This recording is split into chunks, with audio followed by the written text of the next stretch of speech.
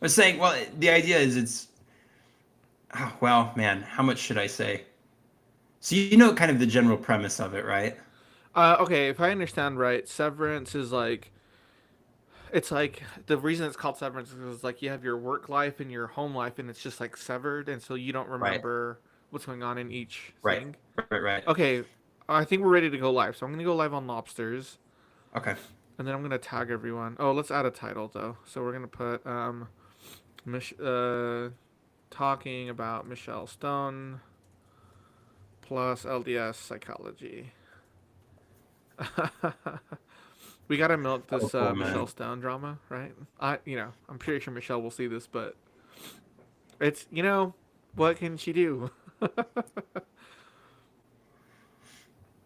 Okay, we're now going live on. We're live on YouTube already, and then we're going live Okay. on Latter Day Lobsters. So do you keep tabs on both of them, or which chat do you watch? I watch both of them. Yeah. Okay, so we're let's see. Let me just add a title to this. Michelle Stone says goodbye plus LDS Psychology. Okay, cool. So we are officially live. It's been a few weeks since we've done a live stream. Okay, so we're live now. So let me actually see if I can tag everyone.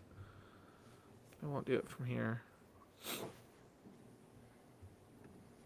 Here we go. We are live. Sorry, just hey, give me 1 second to get all oriented. Here we go. Oh, you're good. Oh, shoot. Here Okay. we go. I'm trying to pull these both up too so I can watch the comments. Yeah, for sure. If you do see any comments that you want like to be addressed, just let me know. Okay. Because sometimes I get carried away in the conversation. But all right, man, we're live. I'm here with Cameron Mayer of Shattering Triangles, and we got. I mean, some big news dropped today about Michelle Stone, so we'll probably talk about that. And once Jasmine gets here, we'll probably talk about it a bit more. But what happened was we were going to talk originally about LDS psychology, um, and there's a class at BYU that psych majors tend to take and they really enjoy about kind of formulating an LDS psychology. We were going to talk about that a few weeks ago, but I got caught up in finals, and I'm like, no, I don't have time to live stream. I had to write 30 pages in like a week and a half. It was not fun, but hey, I'm graduated now, so it worked. Congrats, dude. So I know part of the way you end that class is you can either take his final or you can like basically write out a term paper. Which Oh, route did you really? end up going? Yeah, yeah, yeah. You He could like did not. rewrite the argument. He did not offer that option this time around, Oh, which I thought interesting. was interesting because I thought for sure we were gonna have a final paper in that class because I'm like, well, this is just straight philosophy, and and plus, like, if I were a professor giving that type of class, I would love to hear like students' ideas, and then like see if they had any good ones. But at the same time, I'm like, well, do I really want to read 30 undergraduate Yeah. papers that are like BS, about this important project? Like, maybe not. But in the final, he had us write like an essay that's like summarize the argument um and I thought it was interesting. See, I hate when the instructions are like, please write the argument, but don't go into too much detail, but be thorough. And it's like, where does that land? Yeah. Um, so it's just an interesting. It's just college is just whatever. Sometimes you get like assignments that are not very precisely defined, which is that's just part of the college experience. Um, okay, yeah. So the argument. So first of all, Dr. Gant and Dr. Thane, they have 24 hours to respond to this video if they're watching this. Um, just kidding. But I'm not gonna lie, man. I found myself disagreeing a lot with the argument, and I think also, well, so elder, not elder, brother Gant, Professor Gant was we chatted and stuff at the beginning of the course, and he was pretty upfront. He's like, yeah, I don't even know if it's possible to make an LDS psychology, and I'll argue why that's the case. And so for me, it was kind of like a letdown. I was like, oh, like I thought this was gonna be more fruitful, you know. Hmm. So maybe that was a part of like I was like, oh, but then as I think about the argument, I'm like, but some of your premises, like some of your assumptions, like make it so you corner yourself. You can't produce a psychology with these premises. You're just shooting yourself in the foot. So I don't know how I feel about this. Like I think you're taking the wrong approach. Um, but then I quickly learned that like maybe I should keep that to myself. um, and maybe email him. Because again, it's like on the one hand, the argument spans like the entire semester. On the other hand, like there's only so much you can say in the course of the semester, so there's probably more that I just don't know about that is informing his argument that we just haven't covered. But yeah. Anyways, I found myself disagreeing a lot with like kind of just I think some of the premises, like even the starting assumptions that him and Rich Williams kind of like the avenue they took. I'm like, oh, I don't know if I agree with that approach, which was interesting. And Well, I'm then like, I was just gonna say you'll have to refresh me on some of these things because I'm several okay, years kind of in the rear view mirror no, now totally. on some of the topics, and what I remember has kind of been like condensed to some of the things that I found most helpful. So Yeah. you'll have to fine tune or what's the word? Yeah, just brush me up on the Yeah, specifics, kind I of give guess. you like a primer. Yeah. So okay, so here's where I kind of this is where he starts in the argument. He says, he starts with Elder Maxwell's call to have social scientists come up with an LDS social science or an LDS behavioral science.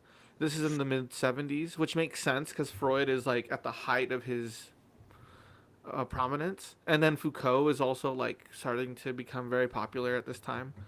And so you're kind of like you're in this like this is my interpretation of what he's saying, right? So you're kind of in between like this postmodern rock, and then Freud is like he's a modernist and he's a positivist, and so you're sort of stuck between these two. And then Elder Maxwell's like, yeah, we need an LDS solution to this because both of these are going down a path we don't want to go, and it's true.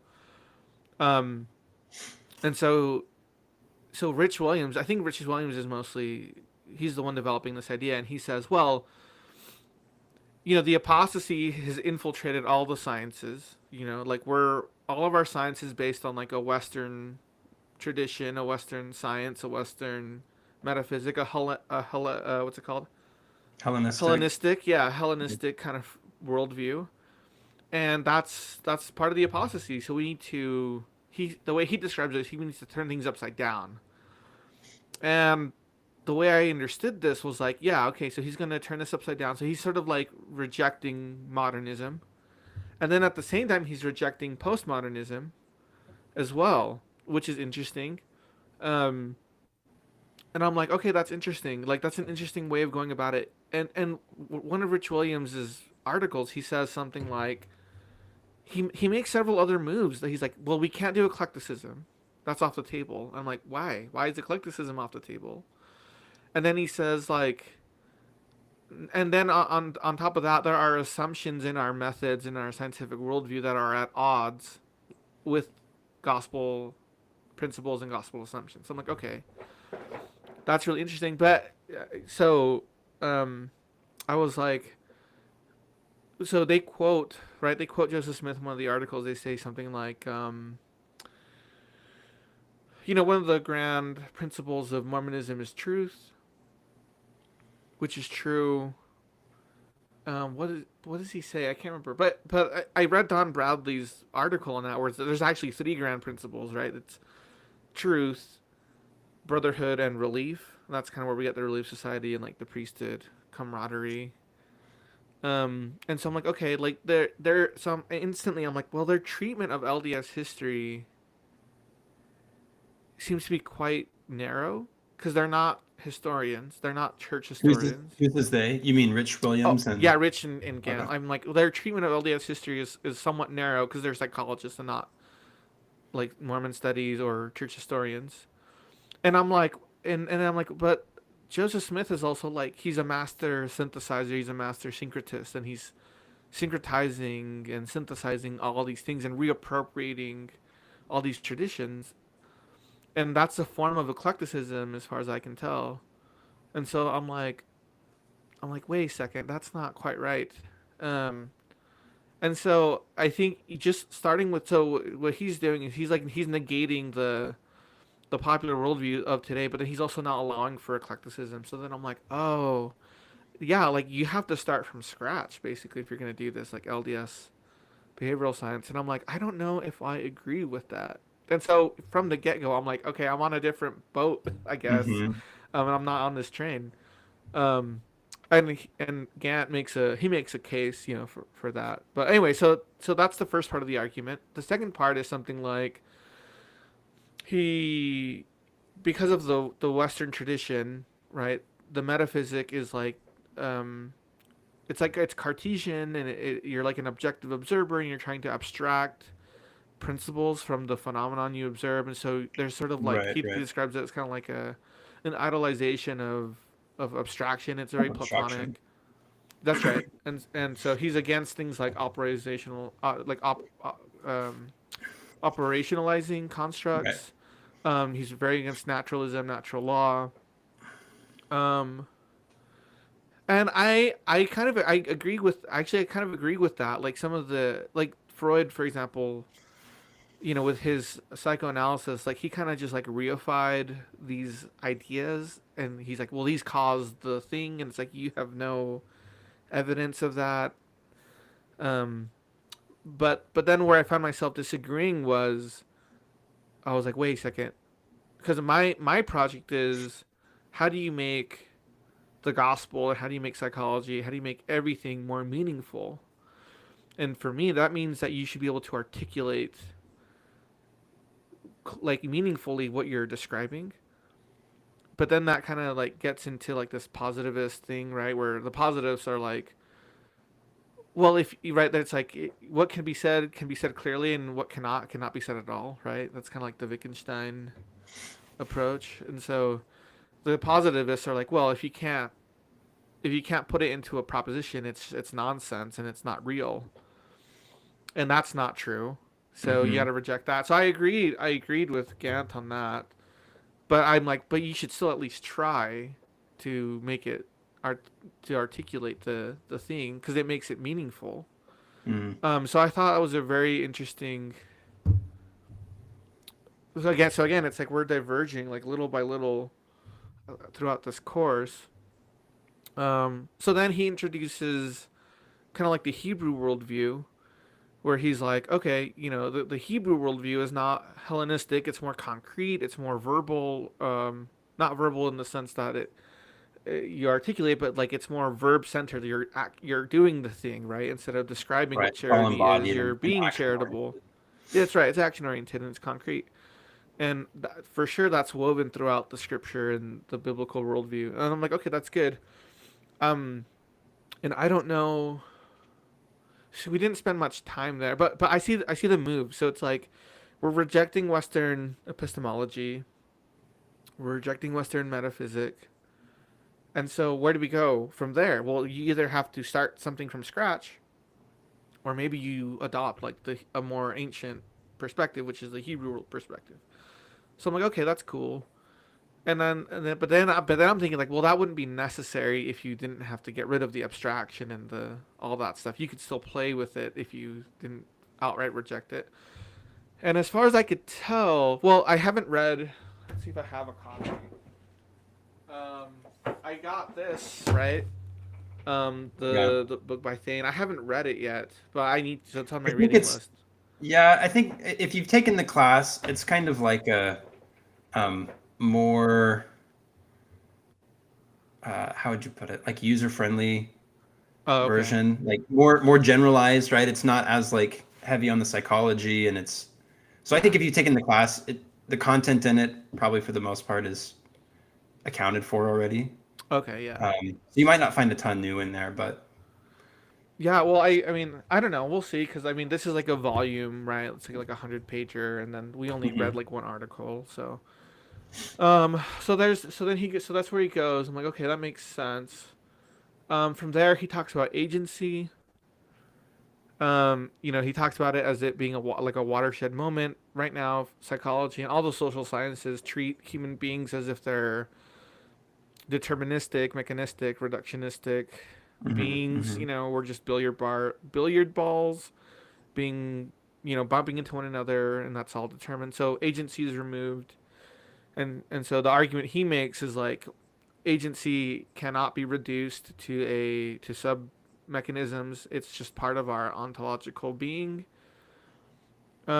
which is interesting. I really like that part about the argument, but then um, he runs into another problem. The problem is he kind of rejects like that Cartesian dualism, right?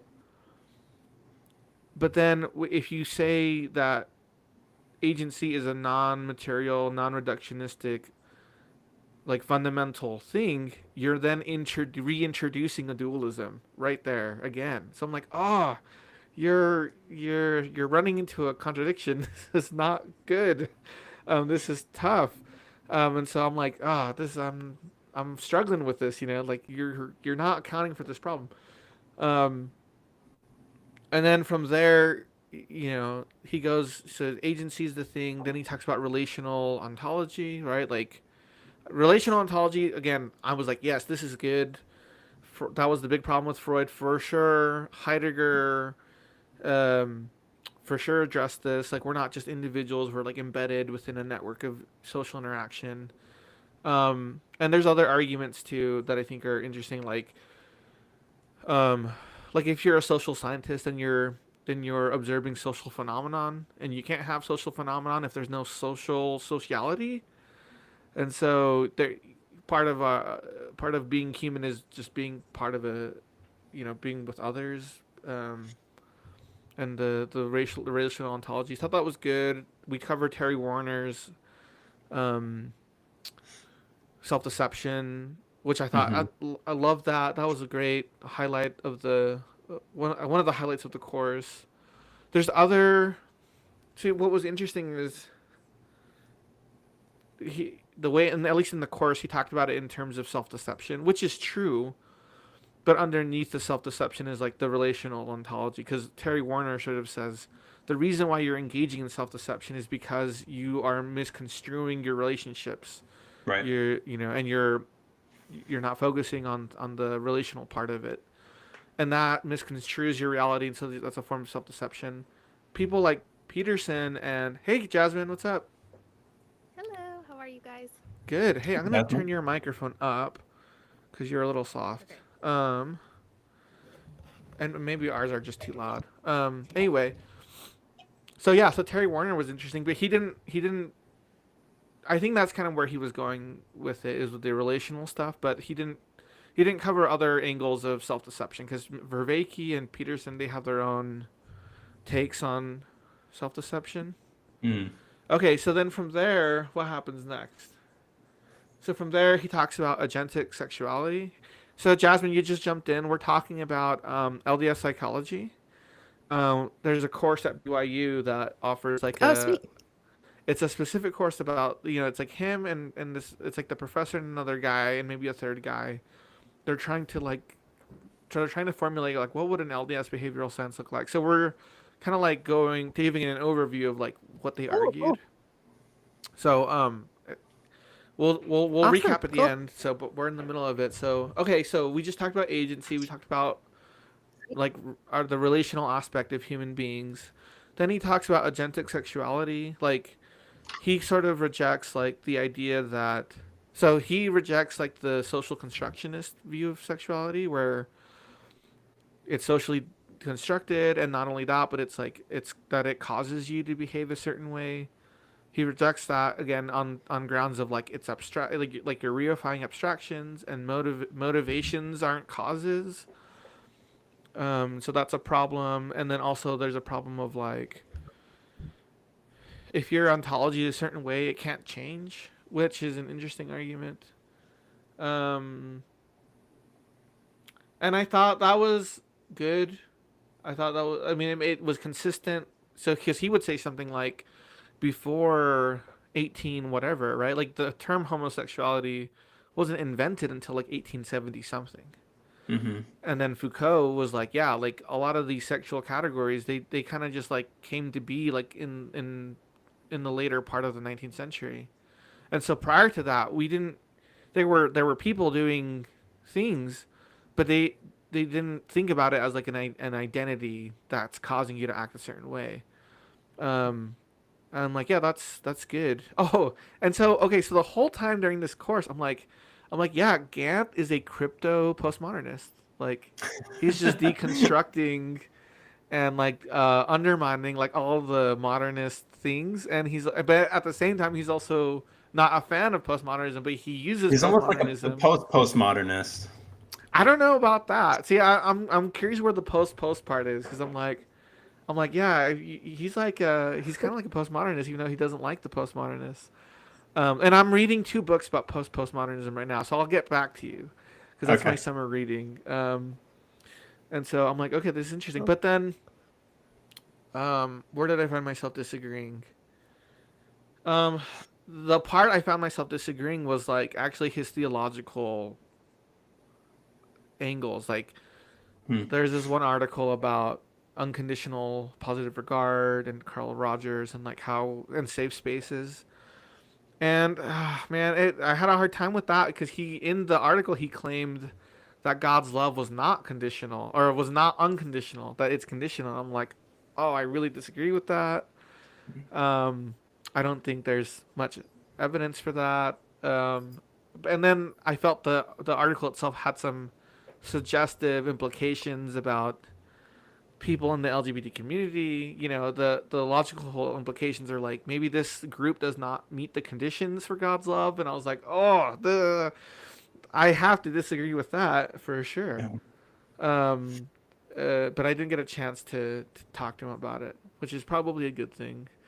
Um, and then where did we go from there? And then after that, then he starts talking about like an actual LDS psychology, which like again didn't make much sense for a few reasons. One, if you reject the Western tradition, etc., then you're rejecting psychology with it. You're rejecting psychotherapy all along with it.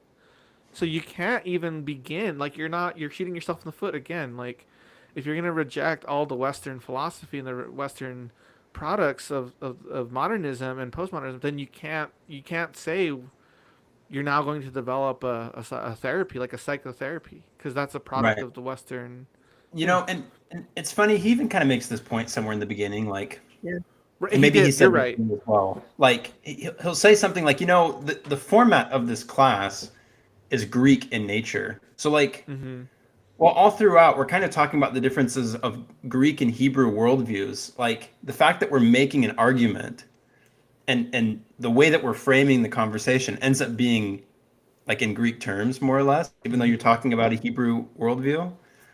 Um, but it does get tricky to try and jump from one into the other without being almost like self-referential in some Yeah. ways. So, yeah, That's I mean, it's interesting. it's tricky for sure. Oh yeah. Yeah. It was tricky, and again, I was like, oh, I don't know how I would. I don't know how I feel about all this, and so yeah, I actually struggled. I feel like a lot of people. So one of the things about the class was like, it's a bunch of psychology majors. Most of them are not philosophy minors or majors either. So like a lot of this information is like brand new, and like they hadn't thought about epistemology or like philosophy of science. But as a philosophy minor, I'm like, oh yeah, this is like 101. We've been talking about this for the past like 2 years. I understand all this. Um, and so I felt like it was helpful for a lot of the people in the class. But I like, oh, like I'm not learning much. That's I haven't been. Maybe that's arrogant of me. Maybe I should be more humble. Um, But I'm like, okay, well, this is interesting. But then I also felt because of that, like people were not equipped with the background knowledge Maybe to push give some back. pushback, yeah, Yeah. to like challenge some of the and like Makes kind sense. of explore these ideas. And here's the worst part too is, um, like I love Mormon studies and Mormon history and Mormon philosophy. So like, I had already read up on a lot of like these LDS topics and theories of atonement, and so Gant, I felt like he's trying to say insightful things, and he's borrowing, I think, from other LDS thinkers. Um, and I think in the class, the class members were like, "Oh yeah, that's such a great idea," and I'm like, "It is a great idea."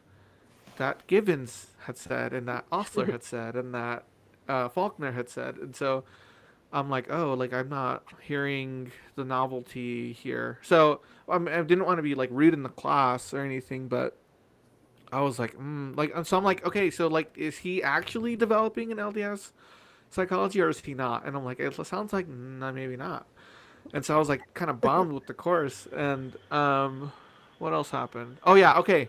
So I'm thinking, okay, what do we got to do to make this work? Like, how are we gonna like how will we know when we've actually made an LDS psychology? And I'm like, I got it, I know. When Freud made a psychology, it revolutionized social science. It revolutionized literary criticism. It revolutionized how we look at history, and it provided like a brand new interpretive lens by which we view the world. Like it kind of like opened the world up to us. And so what happens is if we're gonna make an LDS psychology, it's gonna do the same thing. It's gonna produce an LDS literary theory. It's gonna produce an LDS history. It's gonna produce an LDS social science, and then we're going to reinterpret the gospel through the lens of the LDS psychology, just like we did with Freud. And that's how we know, because the alternative is like we have this new LDS psychology, but we are still interpreting things the same way. Is Hmm. that really a marker of success? I don't think so, right? If we're just doing the same Yeah. old thing, so we're going to see a seismic shift when we have a robust LDS psychology. It's gonna like it's like putting on a new pair of glasses that's like fine tuned, and you're gonna see the world differently. And I was like, that's what we should be aiming at. And I was thinking about that, and then there were certain aspects of Gant's theological commitments that were I thought were kind of like old school, where I was like, oh, like he's like really like committed to certain theological commitments that are like kind of like yesterday. Mm. Mm. But an LDS psychology is not going to allow for that. It's gonna like reframe everything. So I'm like, Yeah. oh, so again, I'm Cool. this whole time I'm in this class. I'm like, oh, I can't. I'm so uncomfortable. I'm like, I'm not on board with this. We're So, on the wrong okay. train. Eject. So maybe for everyone who just joined and for Jasmine's sake, maybe I'll give like a condensed recap Yeah, of yeah, what you totally. said, maybe with my kind of like interpretation on it in the rearview mirror, and then maybe add an observation. So the gist of it is you kind of make this, there's this fundamental like watershed moment where you start with either, say, a Greek lens, the way that you approach the world, just in terms of what you were saying earlier, abstractions, right, and abstracting things out, and um, versus the Hebrew worldview, which is much more embodied and concrete, and um, it's action oriented, right? It's built into the Hmm. language. It's people, and you read the scriptures. People aren't just prideful; they're stiff necked, right? And when they're Hmm. angry, they burn in their nostrils, right? Things of that nature. All the expressions are embodied first, right? It's the experiential level is the primary thing. And so as humans, we have this ability to abstract things out, but I would actually argue that once you start doing that, you have kind of detached from the source of your existence in a sense. And Hmm. once you do that, like you then start trying to build a framework from the ground up, right? So you like get the most fundamental principle you can think of, and then you start trying to build up on top of that. Um, and so basically, the gist of the argument, ironically, is if you pursue kind of the Greek foundation to its logical conclusion, Hmm. you abstract out all of these concepts, and basically you get to kind of this end where people are, everything's deterministic, right? People are basically just cogs in a wheel. Everything is just this big mechanical machine that's just running. And, maybe you get to the end and realize, in fact, like, if you go maybe to the postmodernist, it is interesting because I think Gant is taking a slightly it's like postmodernism, but like in view of the Hebrew worldview, and I think it Yeah, works in an something like interesting that. way, right? Because it's in view of a sort of relational ontology that's like cosmic. Um, Hmm. so anyway, the idea is if you follow this sort of Greek train of thought to the end, like its logical conclusion, you end up with like nothing matters or everything is determined, Right. and right, you get pinned into this box. Whereas the idea with the Hebrew worldview is that the universe is Christ centric, that Christ is in fact the truth, that he's an embodied living person, right? And that the Hmm. truth isn't just an abstract idea, but it's a living person, right? And so reality is fundamentally something that you engage with, right? And the first level of experience, again, is like the primary sort of reality. Um, so essentially it kind of flips everything and it says, what if relationship were maybe the primary, Yeah, I right? like What if that a lot. relationship were like the kind of the first lens that we experience things through? And then you trace that to the end, and basically the conclusion ends up being something like, well, if that's the case, then death is a matter of relationships, right? Breaking down, breaking apart. We even see kind of the things that like hold us together as identities, as people, like will kind of break down, and people get fragmented over time. And the idea of the atonement, right, is that Christ brings all things together in one in Hmm. Him, and it's this grand, basically redemption of relationships and putting all things back together, and that there's healing in the process of doing that. So was that concise? Do you feel like that hit it on the head, or That makes sense to me. Yeah. Yeah, what do you It's it's really think? good. hopeful too. Yeah, totally. I did like what he said about kind of that relational aspect. So one of the problems with American psychology, and I don't know if I have my info right, so I could be wrong, but when Freud develops his psychoanalysis, he didn't mean for it to become medicalized and like institutionalized within like the psychiatric systems. He was like designing it so that like people like you and I, everyday people, can do psychoanalysis on each other. And now today, like so you have to go, you have to have insurance to see a therapist for them to talk to you, for them to be your friend. And I don't like that. I think there's value in the way that Gant's presenting this kind of like this covenantal care for each other, for living for one another, where we have genuine relationships. And the relationship we have with one another is what is that's the therapy, like truly, like or at least that's the foundation of the therapy. It's like being a friend for someone is therapeutic, and I think that's good. We should move towards something like that rather than deferring it to the. I mean, I don't know, right?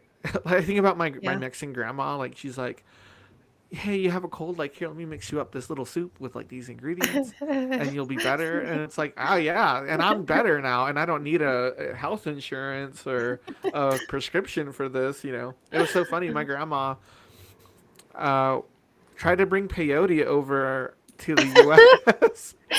She got um, stopped by immigration. yeah, yeah, she got Yeah. stopped, but like on the airplane because these capsules had like peyote in it, My grandma and did that too. Yeah.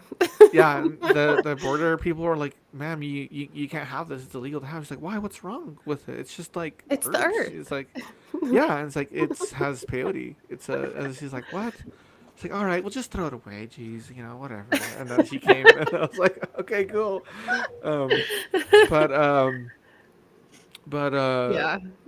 so yeah, so there's things I do appreciate from the course, and I agree. Like his relational, covenantal care. I feel that aligns perfectly with what Joseph Smith is doing. You know, he's expanding, he's binding us all together. That's really like what religion is. It's binding us all together. I'm like, and it does it. He does it on a cosmic, expansive scale. It's amazing. I was like, yes, I see Joseph Smith's hands Yeah. in this. But then I'm like, yeah, but Yeah, and then at Joseph the same Smith did that time, for sure. oh yeah, but then at the same time, I'm like, yeah, but I feel like there's too many loose ends in this thing here, and I don't know. So I struggled with agreeing with the course. So yeah, that was kind of my take on it. That's very restoration thinking. It's like even if Joseph Smith, there's mistakes in that cosmic theological worldview, we're all connected. That's kind of, I think he actually was meant to pass because that actually left the work to us. I mean, it's like maybe we could pull our weight here because he did so much for hooking everyone together. Yeah, seriously, I feel like I feel sad. I hear this ex-Mormon argument, something like, I drank coffee, so my parents will be in the celestial kingdom, and I'll be in the celestial kingdom. And I'm like, wait. You're like sealed to them. You're sealed to your spouse, who's sealed to their parents, and everyone is sealed to Joseph Smith, and everyone's sealed to Christ. Like, there's like safety nets upon safety nets upon safety nets. Like, we're not losing you. You know, like I think you'll be okay. Um, you're gonna make it. We're gonna carry you through this. You know. And I feel that's like so hopeful, but then I do understand like the despair I that some people feel when they feel like that's not available to them, you know. And I think we do a disservice to members when we don't emphasize that, yeah, we're all in this together, like we're all sealed together. It's tricky. Mhm. But I know, Cameron, when you started shattering triangles and like some of your YouTube stuff, I know you were heavily influenced by the course. Tell me more about kind of like what the benefit that you saw in it, you know, because I feel like the audience is sort of getting my angle, but I do want to hear someone who felt that the course was highly beneficial. Yeah, well, and viewer discretion, I guess. I'm definitely not an expert by any means, and so I'm probably not the guy that's equipped to tie up some of the loose ends and stuff. But Sure. I'll say, from a big picture standpoint, there there are a few people that a few, I guess, maybe quote unquote teachers that I've had over the years, and a few trains of thought, let's say, that I found that really resonated and harmonized with each other. This was one. I love the Peugeot brothers, right? Matthew and Jonathan. And I found there's actually kind of a way that I would probably tweak the Peugeotian worldview that would make all of this work. But I found that there was a lot of resonance there, especially the way that, like, if you watch the Symbolic World, right? You listen to the channel, Jonathan does a great job, talks a lot about like fundamental reality. The way that we perceive and experience the world is we like see identities as being one thing and many things at the same time, right? So like you look at a person or you look at a house or a country, and it's made up of a variety of parts that are simultaneously like bound together in one thing, right? And that's like fundamentally the sort of relational ontology that you're getting in Gant's class, right? And that also leads into self-deception, right? Which is the idea that reality as you're experiencing it is first and foremost spiritual, which means it's experiential in nature, right? Knowledge that you gain through experience. You gain through interaction. As you come to know a person, right? You come to know what they're like, and you bond with them, right? That's the kind of knowledge that it's talking about. Hence, to know Christ, right? To know He who is truth, who has literally experienced all reality. He's the one that will be able to kind of put you back together, and right, all the world together, to take all of these disparate parts, all of this matter unorganized, and kind of bring it together in one. I put out a video on the channel called Becoming Kings and Queens, which wasn't explicitly written from a psychological perspective as much as it was just kind of doctrine and theology, and it certainly deals with relationships, right? That's kind of the fundamental idea, is because of the fallen world that we live in, things are naturally going to break down. They're going to break apart. They're going to disintegrate. Relationships, people, our bodies, right? Like everything is just in this constant state of decay, moving apart from each other and isolating and fragmenting, um, you know, ad infinitum. And what Christ comes in and does is basically turns the tide and draws, he says, right, he's lifted up, he might draw all men unto him. And essentially, the sacrifice that he's willing to make has an effect, and you can understand this maybe at a more immediate level, but it has an effect to actually draw in that which is alienating and isolating and breaking down. And so maybe the immediate example I would use to kind of illustrate the principle, and then it's micro, right? So you can understand how this would maybe scale up and down, is in Les Mis. And I love this movie, where Jean Valjean is basically, you know, he's got this kind of card he's carrying around that says he's a criminal, and he's having the hardest time finding work. And finally he gets super desperate, and there's this bishop that takes him in, right? And he lets him stay in his home. And Valjean is so desperate that he decides, okay, I'm going to steal like a bunch of this guy's gold and silverware and stuff like that, and make a run for it, so that way I can get on my own 2 feet and I can finally get going here. But you can sort of, I'll pause and say, you can sort of see like the rhythm that Valjean is in will perpetuate the problem, right? But he's hoping that somehow he can kind of cheat the system and get on his own 2 feet just long enough. But it doesn't work, and he ends up getting caught, right? And the guards bring him in. And the bishop's response, instead of, because they say, they bring him in, they say, hey, we caught him red-handed, and he even had the nerve to say that you gave him this. And this guy's fate rests in the bishop's hands here at this point. And the bishop's been betrayed, right? Like it was a big risk letting this guy into his house to stay with him.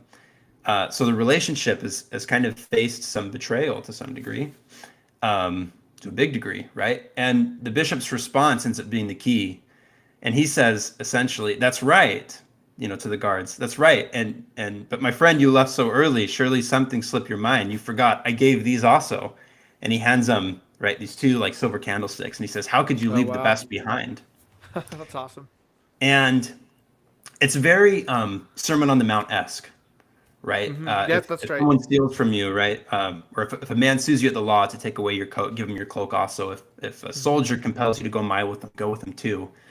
And so this is the attitude, the bishop's response. And it has this transformative effect on Valjean. Yeah, I love that. To change him, right? And then the rest of the story ends up being about like how that flips the script for Valjean, and how he then can go out and start sort of suffering the dissonance between where he's now at and where other people are at, to invite them in and to bring them in. I was watching so first of all, yeah, Les Mis amazing. And then also The Hunchback of Notre Dame, amazing. I love the Disney version too. That's Victor Hugo too. And all these are set in France.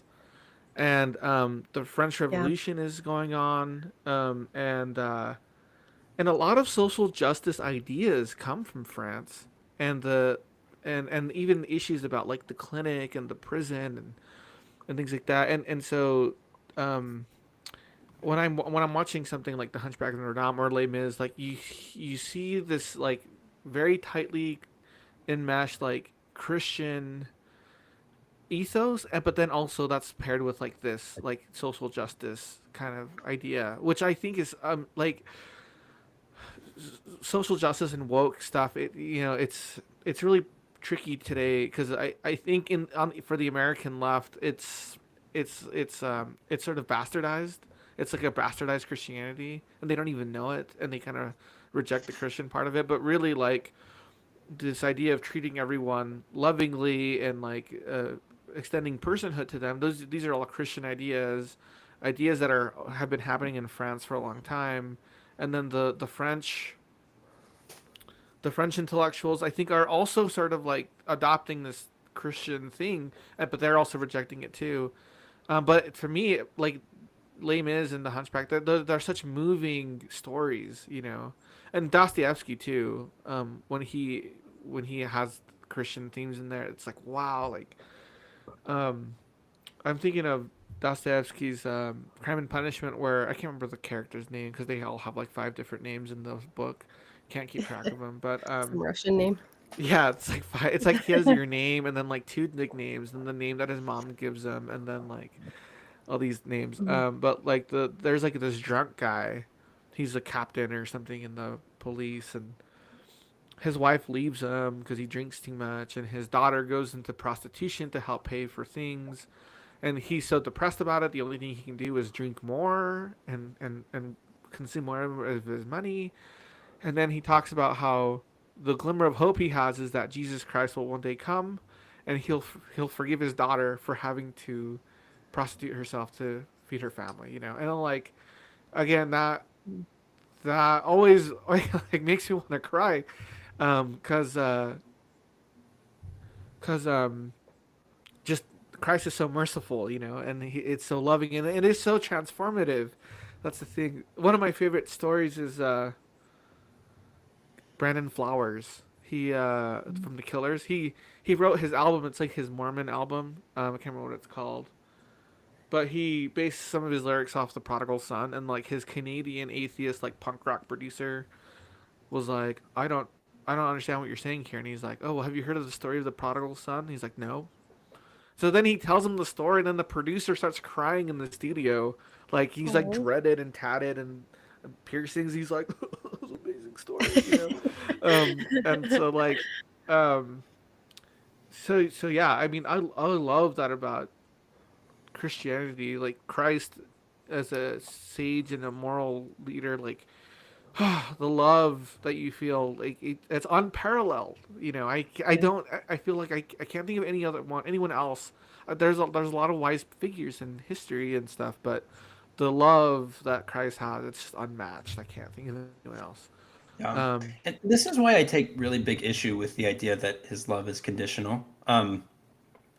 Like, I think it's got to be one of the most destructive things, like that we could believe, because redemption only works if fundamentally, right? We love him because he first loved us, right? While we were yet sinners. Right. I once heard somebody say, God's not an unmoved mover; he's the most moved mover. Have you heard that? Terrell Givens, yeah. Terrell Givens, yeah. Okay. So, what is the Love thought that, yeah. behind conditional love? Is there like, does he defend that? He it's a good question, because he sort of like sneaks it into the article, but it's part of an overarching article about Carl Rogers. So the argument is something like the article is something like safe spaces and psychology and LDS thought or something, right? So he's talking about safe spaces, and he says Carl Rogers, the humanistic psychologist, he felt that if clients often were pressured into doing things that were causing them to be anxious, like, your mom wants you to be a doctor, and your dad wants you to be in the church, and your husband wants you to be a certain way, and so you're like pulled in different directions.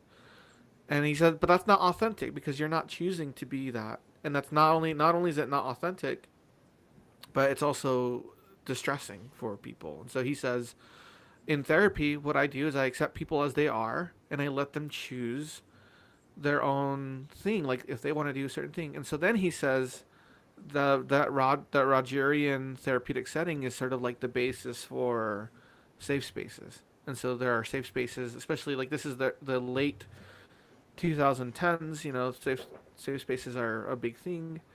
And so then he says, if we take that to its logical conclusion, being in the church is problematic because the church has expectations of you. And according to Rogers and that Rogerian safe space, a safe space is a place where there are no expectations on you.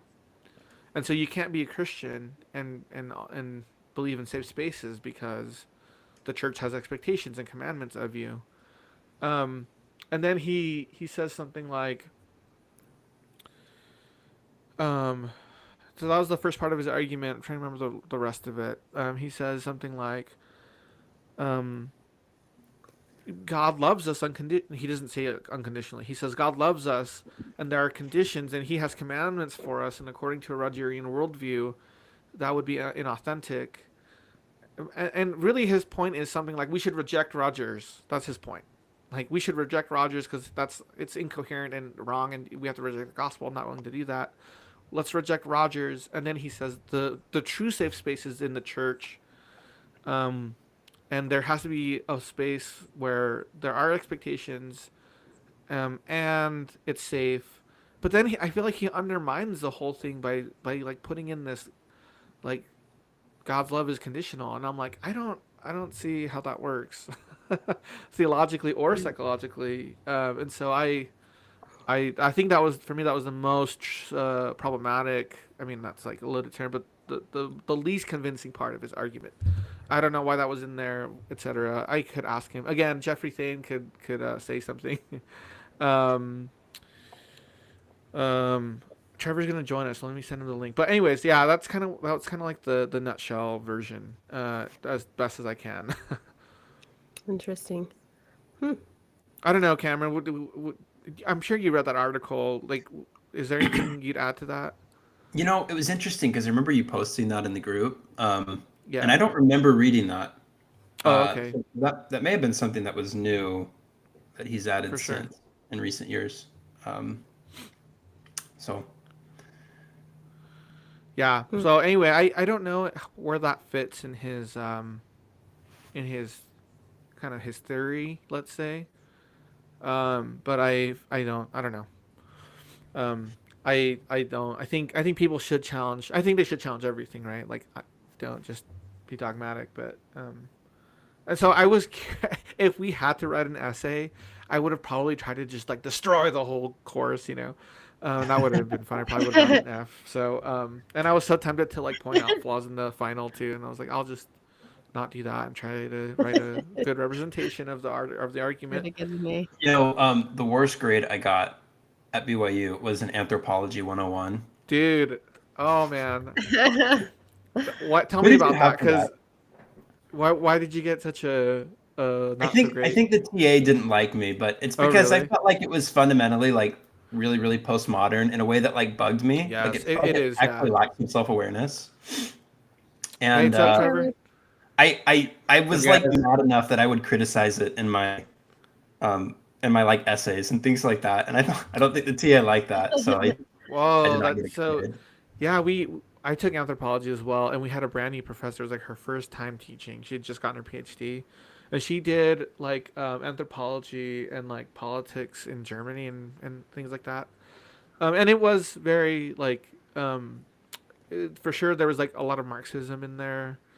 And like I kind of knew what I was getting into, and I disagreed with some of the ideas like anthropology. Oh, so the argument that they make in anthropology is like the beginning of anthropology, like when the conquistadors came over and the colonists came over, they sort of like were keeping track of other cultures, but from a very Eurocentric lens, and that was harmful because they killed everyone, right? And so the whole course was like, we're trying to repent of this sin, and so we now need to take a very neutral, relativistic approach to this. And I'm like, okay, I get it. And to me, it felt like anthropology had a guilty conscience. You know, they're trying to wrestle with. Yeah. I got an A in the class, but I'll be honest, I stopped going to that class halfway through the semester because for reasons I won't get into exactly. I ended up writing a paper about immigration and ethics and neoliberalism. That was like the term, like everything is neoliberal. And I still don't know what that means exactly, but I think I knew enough to get an A in the class. So, I want to respond to some of the comments here on Facebook on the Latter-day Lobster. So yeah, I've got a couple of thoughts too when you got a second. Oh yeah, totally. Actually, let's start with. Well, no, I want to get to these people. Okay. Well, I was gonna respond to that. Which what they one? were saying. Oh the yeah, comments. go ahead. Well, you can start if you had something that you wanted to say. Okay. First. So, Joshua, we are recording these. They'll be up later. James Parker, is the implication that we reinterpret human behavior through LDS theological frameworks? If so, which frameworks, specifically Joseph Smith's, are we looking for a more modern paradigm? These are the conversations we should be having at poker, Cameron. Okay. Oh, you guys live near each other, don't you? Yeah, we're both in St. Louis. I have Oh, like cool. a just for fun bi-weekly poker night with a bunch of guys that are our age. Dude, you should totally turn that into a podcast. Yeah, wouldn't that be fun? Poker night. James is a riot. I'll say like the whole culture of the like thing has shifted since James started coming. Oh, So nice. Nice. I love it. I love it when lobsters congregate. um, um, okay, so to answer his question, so the bad news is we don't know because we haven't developed an LDS psychology. But I think the restoration, just on its own, has revolutionized how we look at things already. Like, we reject creation ex nihilo. We believe in we believe in agency as the most important thing, right?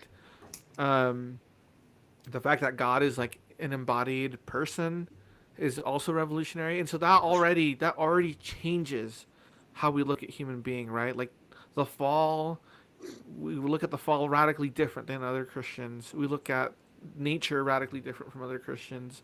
We look at, I would say, even gender different than other Christians, and like the implication that has for women and Eve and things like that, radically different. So we're already like, this is sort of like built into the Mormonism. We're already looking at things differently, and I think that's great. That's to me, again, that's sort of like a sign of its success that we've like reframed all these things.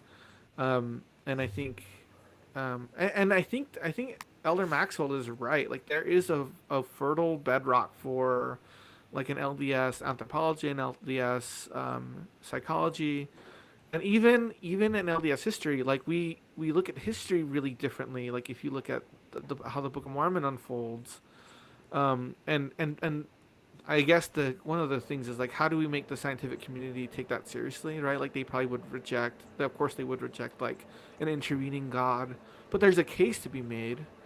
And the problem I have with kind of the culture at large right now, especially, is we still, like, not like most of us, and including me, but we still talk in kind of like these cliches and like these seminary terms, because it's familiar and easy. But like, we're not really getting to like the gold that's there, you know. And I think we need to speak about Mormonism in a more meaningful way. We have to figure that out, because I really do, like, I mean, I have kids now. It's like, I want this to be meaningful for them and not just something they are forced into doing. Mhm. A book everybody should read, in my opinion. I'm actually in the middle of reading it right now, so I've read the whole thing. But I've been really impressed with what I've read so far. Is All Things New by Oh, Terrell cool. Gibbons. Yeah. You guys read that one? Yep. Mhm. I have it. You have it? Yeah, it's really good. I mean, I feel like it really shows the value that the restoration brings. You know what I mean? Because there's just so much doctrine that, like, from like St. Augustine and whatever, that in my opinion is just abominable, right? And maybe that's just because I grew up LDS, I guess, right? But like, things like original sin and babies going to hell and all this other all this other crap, right? But like, there's a lot more to it than that. But kind of what I take away from the book, though, is that really theology, in my opinion, should be healing to the soul, right? It really should. It should ground you. It should heal your soul. It should not be something that afflicts your soul. Now, somebody here is going to be like, oh, but you got to afflict the comfortable and comfort the afflicted. That's true. I agree. Like, I think there's this balance of, like, you need to be hard on people in a certain ways and hold their boundaries. But even then, that's out of love, right? That's for that best person, that person's best interest. You know what I'm saying? So to me, like, theology should be consequential. It shouldn't just be in your head, like, oh, is there three people in the Godhead or this, that, the other? Like, it's like it should affect your behavior and and how you feel about things, right? Yeah. If not, then what's the point? Yeah. And so 100%. I would challenge like what the guy was saying before too about unconditional love and safe spaces and all that stuff. I would say that if we are truly children of God, which we believe that we are, right, then aren't we going to naturally be attracted to the things of God and of truth and light, right? Now you still have to exercise caution. I get all that, because sometimes you can speak to the natural man, and that's not healthy either, right? But like I the idea that like we have expectations and so therefore there can't be unconditional love, like that doesn't follow to me. I'm kind of maybe Sure. straw manning it a little bit. Yeah, I can. Me too. I can't remember the entire argument, but I get what you're saying. Yeah. Yeah, tarot is all about a loving God, a loving and healing God. For sure. Yeah. Um, And that's what the gospel is designed to do, right? Like, that's not to say that we don't have expectations, but like what I would argue is that even the expectations are, I don't even like calling them that. Like it's something that's like calling you to the transcendent, right? To Yeah. help you embody the divine, right? It's to help you become your fullest self, yeah. right? Yeah. No, I Well- think. Oh, sorry. Go ahead. Go ahead. Oh, I was gonna Go ahead. say, when I watched your video, Cameron, I thought you did a great job with the one about being priests and kings and queens. But one of the Yeah, that's cool. things, so like I'm gonna start somewhere vulgar, then I'll get to the more holy place. Okay, so like Kanye West was on the Joe Rogan podcast, and he said he was on Lex Friedman's podcast, and he said Kanye, what would you change about the U.S. elections, right? And Kanye was like, he's like, yeah, I would change their suits, I would like give them sneakers, and I would have them like dressed differently, and it was like really like what is this guy on about? But you have to remember, like, Kanye is like this artist, and he's kind of like this. He's kind of like the fool, like, for sure, and he's also terrible. Like, I'm not defending him in any way, but because he like his anti-Semitic garbage is like awful, but because he's an artist, he's saying like, you change the clothes you wear and like things like that, and it changes you. And I'm like, yeah, in the temple you like literally are enrobed like a king. You're like you're being prepared to be that way. And so Lion King, baby. Bring my yeah, Lion King clothes. exactly. Seriously, Bro. like, yeah. When what's the monkey's name? Not Rafiki. Mufasa. Yeah, Rafiki. He like he anoints Simba. Dude, that's like the opening scene is Dude, the it is best. the endowment, bro. The whole Lion King is the endowment. I'm telling you. Yeah. Yeah. It really is. Wrote a whole post about you. You remember my remember who post, you right? Yeah, I are. remember that. Yeah. Yeah, and so I'm like, yeah, like that transformational, like, being an enlightened, ennobled person, like, yeah, that's what it's about. And I don't think, I mean, yes, there are some people who maybe don't have that relationship with the church. They probably do feel like the church is like a set of rules that you're not gonna break, or else you're gonna go to outer darkness or wherever. And I think Corey's comment is kind of true. Like, there have been church leaders at local levels and even at higher levels that kind of like, I don't want to say threaten, that's too strong of a word, but they imply strongly that like it's like, yeah, there are consequences to being sinful. Like, alienation is not good. Like, you're alienating yourself from other people and your family and from God. I don't think that's good. And alienation means you're going to be separated at some point, but it's not because God separates you. It's because you are alienating yourself from the community and from your loved ones when you sin against them.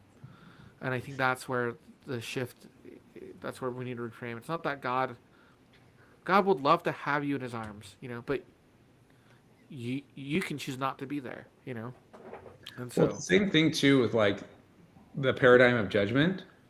Like I wrote, I'm sorry, I don't mean to keep plugging my other post, but like I wrote a post about like how I had a paradigm shift about judgment, because like lots of times when I think of judgment, it just seems like so harsh and so like it's just like, oh, you're the devil and you're an evil child for even thinking to do that, whatever thing, or like, or thinking about final judgment, like there can be a lot of fear associated with that, right?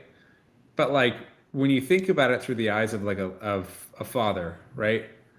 Like if you were to have like a what do you call it, a personal priesthood interview, they don't do those anymore, but like, you know what I'm saying, if a father is going to sit down with his son and he has like an interview with him, and like is his goal to punish that child? Is that what he wants to do? You know what I'm saying? It's like the idea is that's not the goal. The goal is for them to realize their potential, right? And so Right. if somebody's acting out of line, then of course there's boundaries and there's consequences, but it's done out of love. It's done out of like, okay, listen, you missed the mark here. What can we do to fix it to get to where you want to be, right? So it's like it's a mixture of justice, love, and mercy, and that's what judgment is, right? It's like it's not like, oh, you're consigned to, you're consigned to an awful fate forever because you did something wrong, right? It's more like, okay, what is the next step? What, like, if we're eternal beings, I almost think too the term final judgment is misunderstood, because how can something be final if it's eternity, right? Like to me, it's like, okay, this is where you are now, right? So this is where you are now. So this is where you need to go next. You know what I'm saying? Totally. And I don't know, and this is maybe heresy from some people's standpoint. It's like, oh no, you're going to be stuck in the celestial kingdom from now until the end of ages. I don't know. I just think that if God really loves his children, wants them to be in the highest possible place, of course, he's never going to force them to be where they don't want to be, right? But like, eternity is a long time. You know what I'm saying? Like, you don't think that there's going to be some people that want to elevate. Now I'm getting into kingdom hopping, and which is a controversial doctrine, right? Or it's a controversial idea, but I'm not the first person to assert it, right? So Yeah. yeah, I love the deep doctrine tangents. Like, yeah, I love it's just like I don't believe in yeah. And sorry, I'm going way left field here. Oh no, you're cool. Yeah, No, yeah. me too. I'm just I actually think it's really central, and maybe there's something we can circle back to in a second. But- Yeah. go for it. Oh, okay. Well, so there's a comment earlier from I don't is JS his first name, JS Bartholomew? I don't know. Yeah, I know him. Just Jeffrey, check. Jeffrey. Yeah. Jeffrey. Yeah, that's right. So there's a conversation, I think, back and forth between either it was something that you had initially had said, and then I think maybe there was some back and forth between Corey and him on sealing. So, and this ties in. There are a couple of ways that people talk about sealing, and I don't think any of them are actually totally correct. And maybe I'll suggest a way that sort of reconciles some of these different worldviews that I think is a little bit fuller. The older, let's say, sort of cultural way we talked about it and thought about it, this is like Joseph Fielding Smith, was I would rather my son die than basically break covenant, right? Because the idea is like, well, if he dies, then it's just temporary, and I'll have him back in eternity because we're sealed. Whereas, if he like apostatizes or something like that, then all is lost for eternity, even if I have him physically now. Right. And then in more recent years, we talk more about, I think it's an Orsonoff. No, it wouldn't. Who was it? There was somebody that was recalling what Joseph had said, talking about the divine tentacles, right? Like those that are sealed in, this is the promise to fathers and mothers that, right. Basically, throughout eternity, they'll still be connected to you in some way, and it's almost in some ways kind of the reverse of the first. And I think there's a way that you can reconcile those two worldviews that's maybe a little bit fuller, and that is that all you're doing when you're covenanting to seal yourself to someone is you're covenanting to suffer and to sacrifice on their behalf into eternity for their sake, for their welfare, right? For as long as it takes, for whatever it takes. And if you do that, then you have them, because nothing can take them away from you at that point, right? And this is the attitude of Christ towards us, and this is the attitude of several, let's say, fathers within the human family towards their children. Hence, they are promised an eternal posterity, right? Because of the covenantal sacrifices that they're willing to subject themselves to for their posterity, right? And that's ultimately what this kind of bonding is about. And I think there's another angle on it too, which is like when you suffer for somebody, and we can talk about this again relationally, right? Like think of the bishop in Valjean. That suffering ultimately invites them into a sort of binding or sealing, right? This is, I think, what Terry Warner would call bonds that make us free, but he never explicitly connects these ideas. So anyway, that's my thought on that. And as far as it pertains to judgment and kingdom hopping and all that, oh man, there's so much that could be said that maybe it would take a while to get into it. But I do think all these things intersect in a really important, meaningful way. Trevor, I want to respond to the Nehor thing in a second. Go ahead, Alejandro. No, yeah, you respond to that, and then after that, we'll change gears and we'll talk about the latest Mormon drama. Okay, cool. Yeah, it'll be fun. So Jeffrey said, "Isn't this the doctrine of Nehor?" So let me challenge that real quick. So wait, which part is the doctrine of Nehor? Like, I was confused about that. Like, what's he referring to? he was said something about everyone gets saved because of safety nets and safety nets. Yeah, the idea about safety nets after safety nets or whatever. Oh, got it. Okay, so let me respond to that. So the doctrine of Nehor is not necessarily that. The doctrine of Nehor is that. So in the Book of Mormon is very anti-universalist, right? In some sense, right? Where because it talks about how you're not saved in your sins, you're saved from your sins, right? So to me, it's not necessarily, safety nets aren't necessarily a problem in the sense that you can have chance after chance to get to come to yourself as a prodigal son, but it's the idea that you could do so without your participation in it, right? You have to participate in the process of your own redemption. You can't just say F off and Christ did it all for me and there's no responsibility on my part, right? And I think it's maybe worth noting, and this maybe would ease some of the tension here, is like this being saved also isn't just like this monolithic thing, right? Like there's an idea that there are degrees to glory, right? And that you can have a greater or lesser degree of light based on how you're responding to what's been given to you. And that's relative in some sense. Yeah. Okay. Jeff said he wants to comment if we want to, but I don't know if we were. I can send the link if you want. Okay.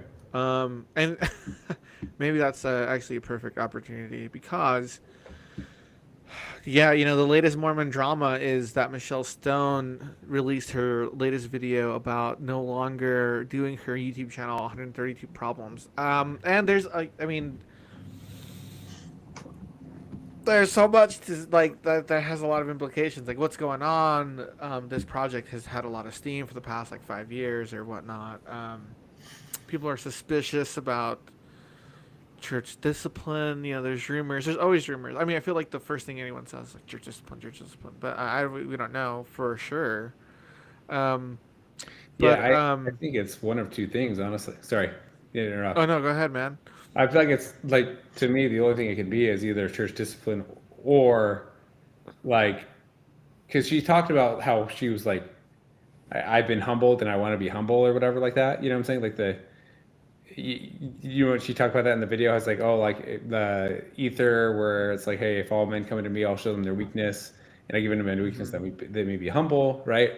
So she talked about that, and so she's okay, and now she's oh, I'm going to go to school.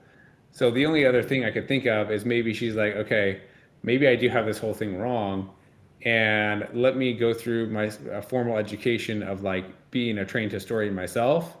And then I'll go through this again, but all this content was done before I did that. So let's just close this off right now because I didn't know what I was talking about. That's the only thing I could think of, but that's maybe a stretch. So, yeah. Yeah, I, yeah, I don't know Michelle Stone very well, or like, so I can't speak to like her motivations and stuff. I just know that like the whole debate over the past few years has been it's been like super hot. And there's a lot of people who, oh, this is what I was gonna bring up earlier. Um, Polygamy is like arguably like it's what I think it's like, if not the most controversial topic, it's definitely up there in the top five. Um, but one of the things from a psychological perspective, right? Like, there's always a question about the afterlife because we don't know about it. We don't know what's going on after this world. And so, from like a psychological perspective, I feel like it's the perfect place to throw you to what's the word? Not transfer, but to what's that Freudian term, Cameron? Where you throw things, project. You project all your anxieties to that. It's like, what's the afterlife going to look like? Well, you can imagine a hell really fast.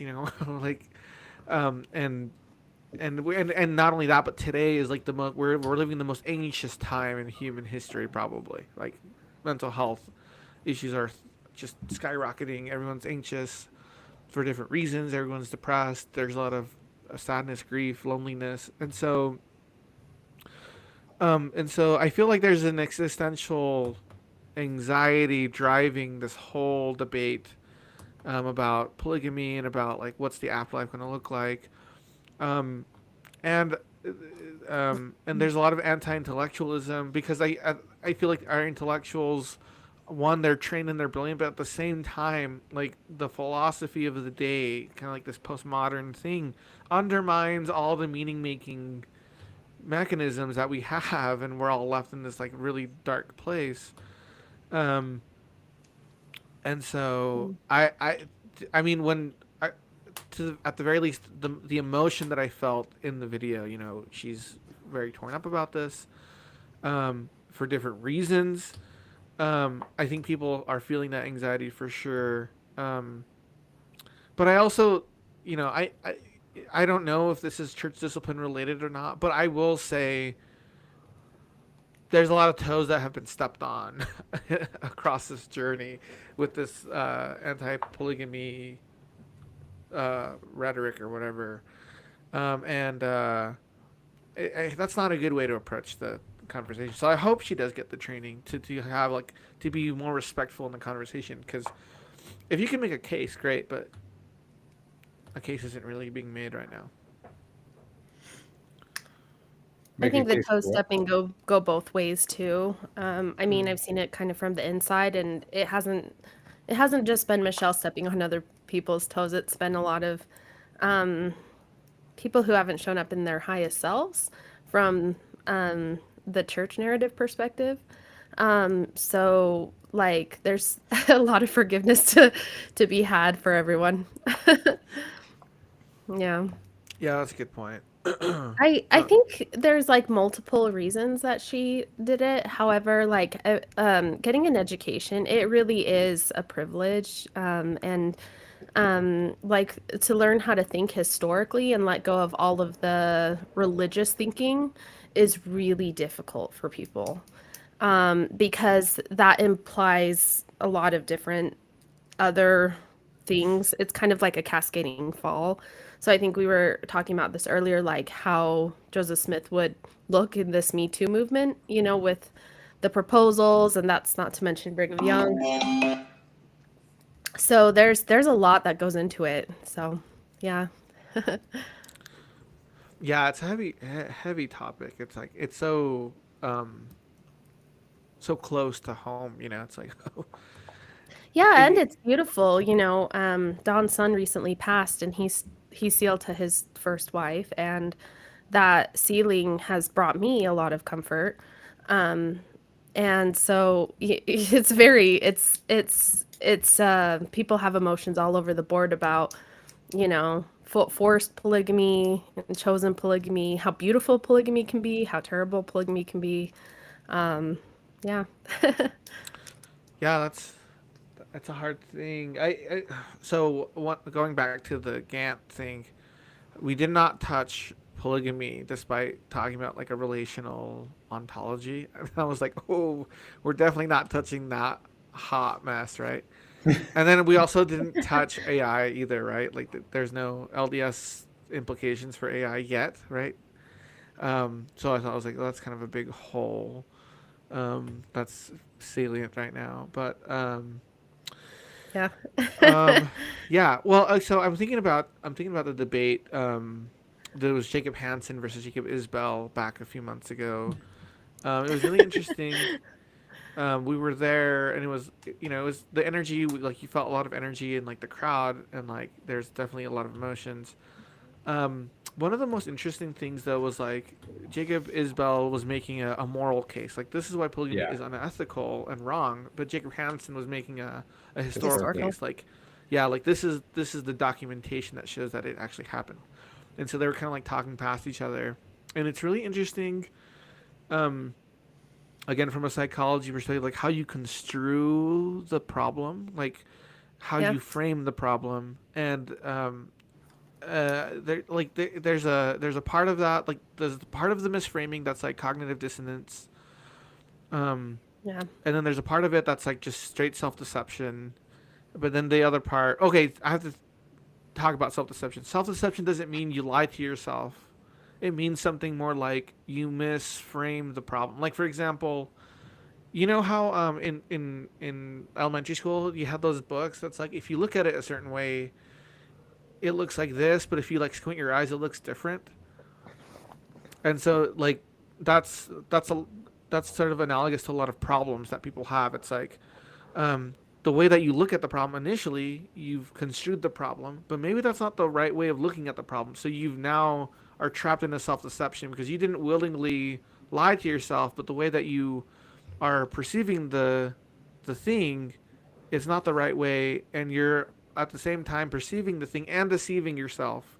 But it's all Yeah. unconscious and it's not intentional.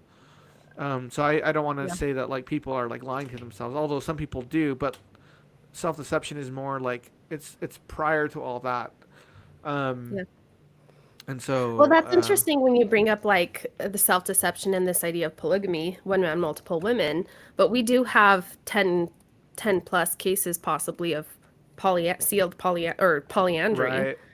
And the thing about it is most people who engage in this conversation are men. And polyandry is not something that they want to talk about.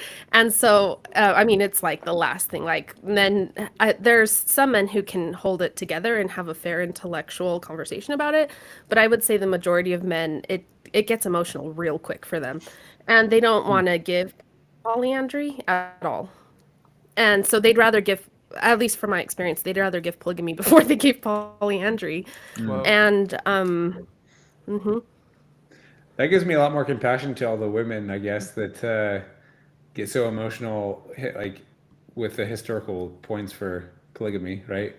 Because sometimes, in my experience, sometimes I've kindly pointed out, like, that the historical case for Joseph's polygamy is very strong, but Yeah. but then like they get very defensive to that, right? And it makes sense though, you know what I'm saying? It's very close to your heart. Like, but like I was never intending to like cause any harm. I was just trying to make a purely logical historical case. But like it's cool to see on the other side that I guess it's like it's a two-way street. You know what I mean? Like, Well, it theoretically is a two-way street, but because men are the ones talking about it, like, have you ever heard a man come forward and say, if women get this, or if men get this, women get this too? no, that's not what I was saying. It's like, what? Where? No. Correct. That's not Yeah. what I was saying. What I was saying is it's nice to hear that men kind of can't handle their emotions around polyandry too. You know what I'm saying? Like They that is can't. like, it's a two-way street in that sense. There's very few men who can. Yeah. Oh no, you're frozen. Yeah, you're frozen. Oh well. That what I'm She'll saying come is back. it affects them in their research. That's what I was coming at from. Uh-oh. Oh man. She got frozen in time. All right, Cameron, do you have anything to add? You know, I hope Jasmine's interestingly, back. um, I was reading something of Ogden Krautz once, and he made this point that, you know, Hi, Jeff. one of the first There he is. like scriptural examples we might have, or maybe the only one of like a polyandry type arrangement is depending on your interpretation of you know the dynamic between Mary and Christ and exactly what was the relationship of the conception there and whatnot. And if you're a fundamentalist, right, a lot of those things are pretty literal, and assuming there would have been marriages and the like involved, that would be like a scriptural example of polyandry. Well, So there's that wasn't there's something I'd also ever considered. there's also the one where they're sneaking into Egypt or somewhere, and he marries oh my gosh, Are you talking about um, Abraham? I don't. Yeah, let me. I have it in my notes, but like he married the wife, and then later she's like, "Oh, she's not my sister. She's my wife." Oh yeah, Abraham. Oh, Yeah, that was Yeah. Abraham, and yeah. Mm-hmm. yeah. That that account is so interesting because like there's multiple accounts on from different traditions about that, Yeah. and obviously these were written by men, right? Because they're like, man, Abraham's wife was so beautiful, you know. Oh my gosh, like made it into history, you know. I actually have Um, a whole list of polyandry.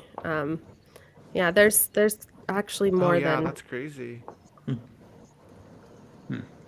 yeah, but I mean, like people don't want to talk about it. Hey, I said before, I'm open to it. We get extra income, you know. Bro. Kids, I'm down. Go out with the bros, the husband bros. Yeah. Heck yeah, man. We get someone to play golf with or something, you know, like. Don and I we laugh because it's like we were thinking about a theoretical book of like how to avoid a brother husband. So if you say that you're the one mighty and strong, and there's one mighty and stronger, then you have to actually like have small game, because if you have small game, then you don't have to like go, against the big dogs or whatever. So That's so fun. yeah. Or if you go in pairs of twos, then they can like be with each other, so you can avoid, the boredom for the wives. I was talking to someone. They're talking about so I took psychology of gender in college, and we had to write a final paper, and I wanted so badly to write a paper called hashtag kissing the homies goodnight, like a literature review or something. But I'm like, nah, I'll get for sure get canceled. But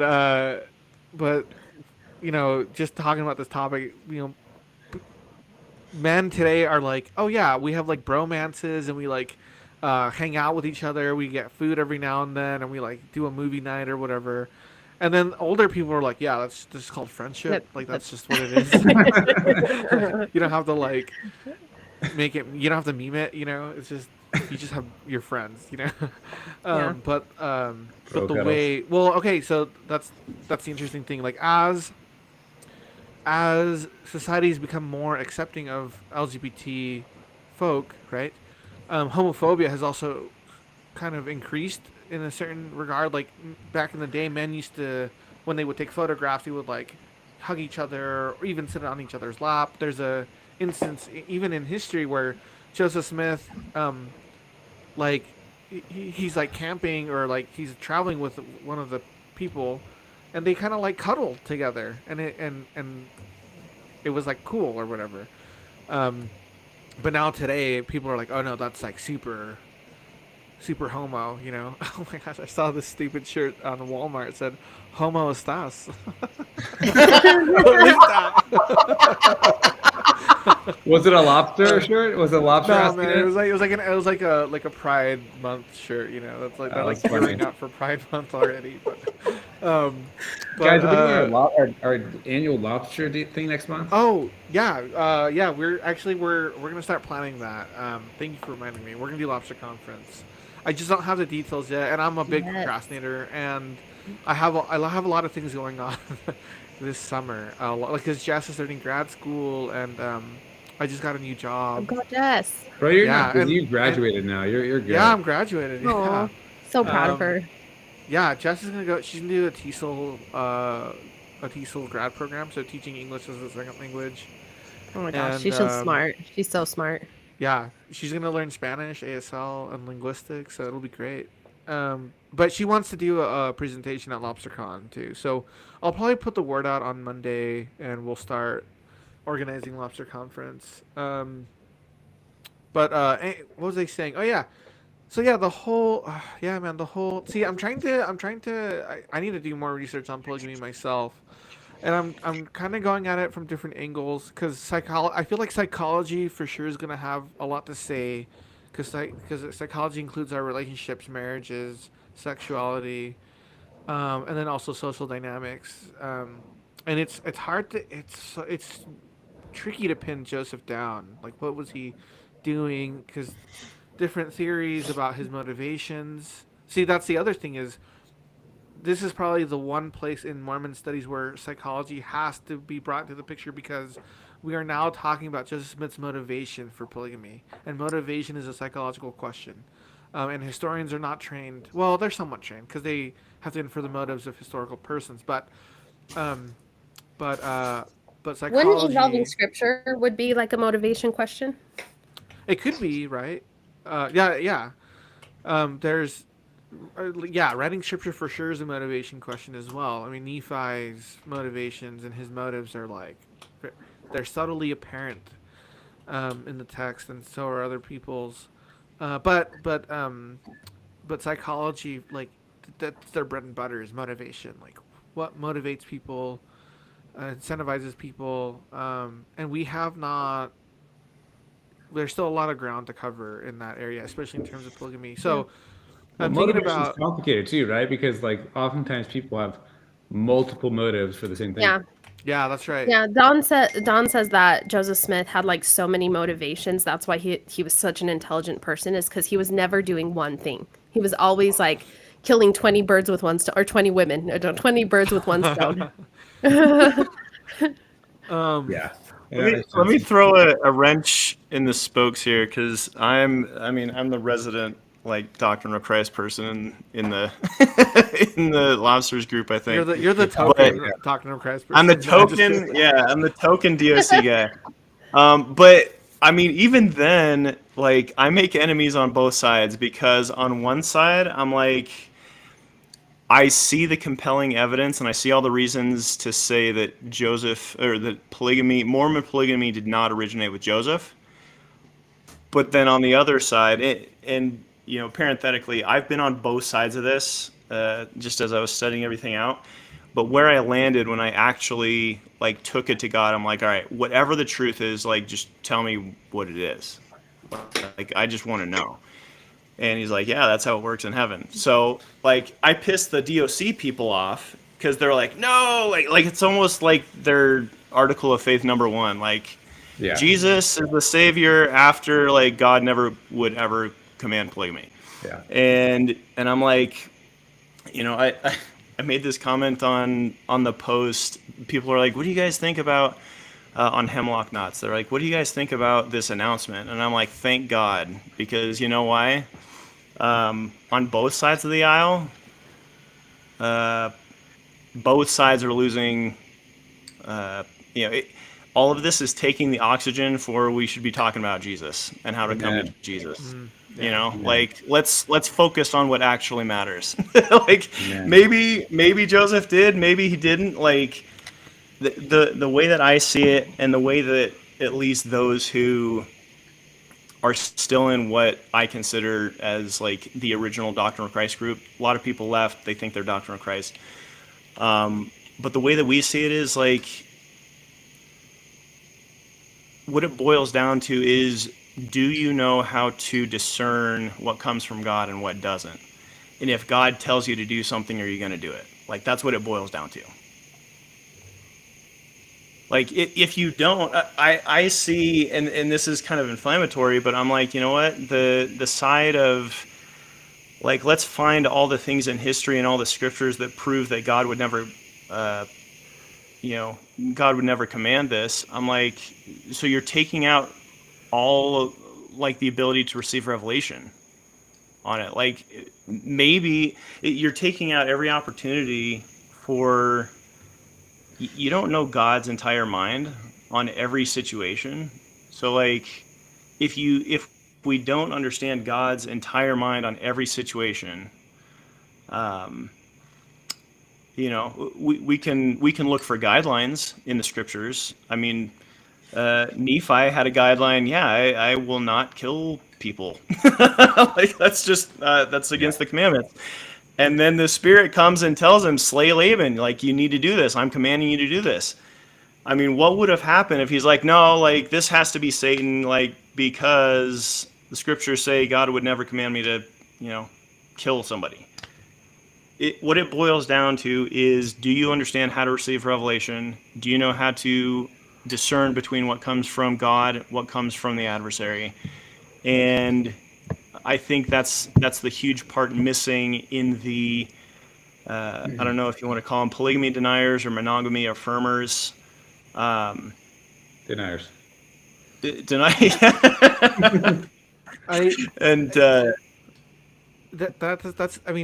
That's like, of course, one of the most important questions, and this is kind of where we kind of get into cognitive dissonance, self-deception, motivation, perception, psychological ideas, decision-making, moral psychology. It's really tough, and there's a tension too in the church, like Terrell Gibbons talks about. Like, there's a tension between we hold agencies sacred, but we also give a lot of weight to authority, and so there's a tension there. Like, there's a tension between authority and agency, and there are times like there's been a historical discourse back and forth about which one we privilege one over the other, and it's really tense. And so I don't know. See, on the one hand, okay, here's where it kind of boils down a little differently. It's like, on the one hand,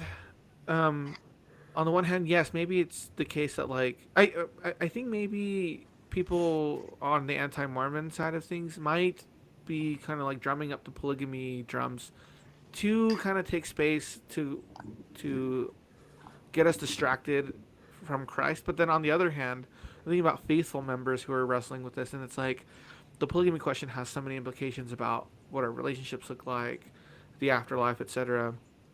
And it's so tricky. But what's weird? No, it's not weird. It's just a thorny problem that doesn't have a resolution. But so I don't want to brush that aside just yet. But I also think it's a huge rabbit hole. Can I be super rude and dismissive? Yes, please. Okay. Only if I can too. Okay. No, I'm actually kidding. I won't be, but I mean, maybe slightly. But I guess for me, like, it's kind of like, I don't know, maybe there's another piece of this that, like, I'm missing of why this is talked about so much. But, like, to me, I'm like, to me, it's a little bit of a moot point, because it's like, okay, whether Joseph Smith practiced polygamy or not, I don't practice polygamy. I'm not gonna. Yeah, I don't plan on practicing do with polygamy. what we're doing right now. Exactly. What's that? I sorry to cut you off. I said, yeah. What does it have to do with what we are doing right now? Right. Exactly. So it's like, yeah. It's What like, if you guys have a spouse that dies or something? I mean, and then you know what I mean? It's just Well, like, I mean, I'll give the unpopular opinion to that, but Trevor, I think I cut you off. no, Finish you're that good. thought. It's just like, to me, it's like we're arguing about something in history that, we don't have a time machine, right? And it's like the bottom line of the gospel is to bring us to Jeff's point, to God, to Jesus Christ, and to transform us into new creatures, right? Yeah.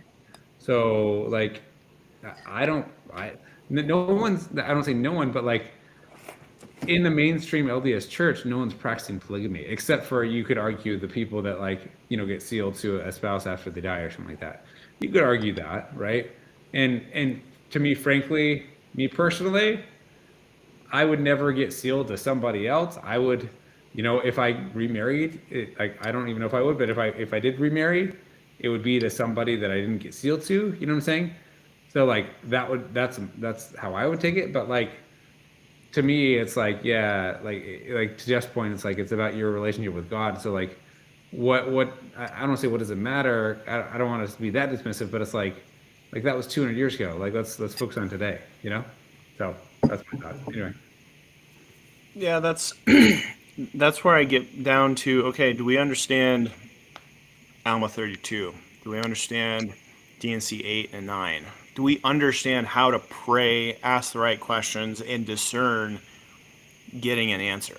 I mean, if we can't do that, like let's spend all of the time that we're putting into any other subject, including polygamy, and put it into that. Because if we don't get that, why are we practicing religion? Amen. Like, Yeah. what is the point? So we can virtue signal? Yeah. Like, I mean, the whole point is, at least my point, I'm trying to figure out, okay, am I on the right path? I mean, not to wax, Joseph Smith, but I mean, that was his point in going to the Grove, was to see what his standing was with God, and he got some extra information out of it, but his whole point was, what is my standing with you? Where if I died today, where would my soul go? And so, like, I think that is so much more important a subject than whether Joseph practiced polygamy or not.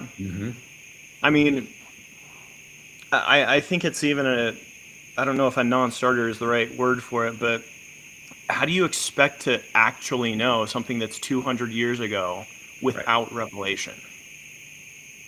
Yeah. Or how do you expect to know what's going to happen? How do the eternities actually work without revelation? You just can't. So it's a useless, not to be dismissive, but I see it as a useless conversation to have if you're not even using the methods by which to know by the power of the Holy Ghost the truth of all things.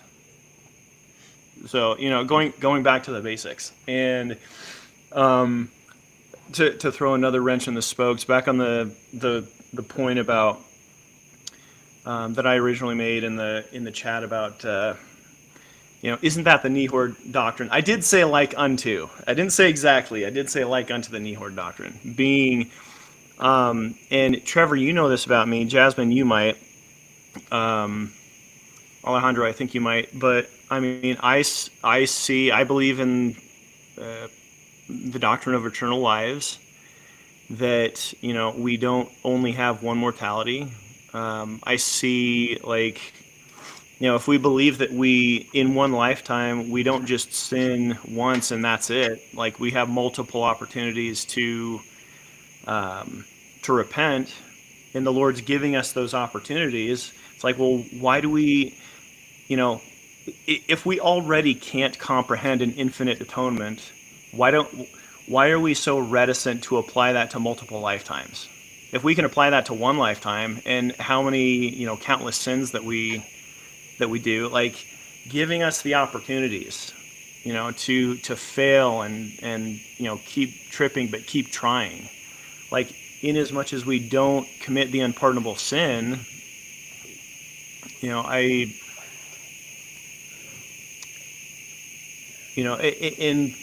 unless somebody dismisses outright the King Follett Discourse and the Sermon in the Grove, I don't think that one can believe that Joseph was a prophet, believe those, and believe that we only live one life. I just don't see how that makes any sense. Okay, but, I missed it. Are you What are okay? we on now? He said that I was just going back in your past life. That's what he said.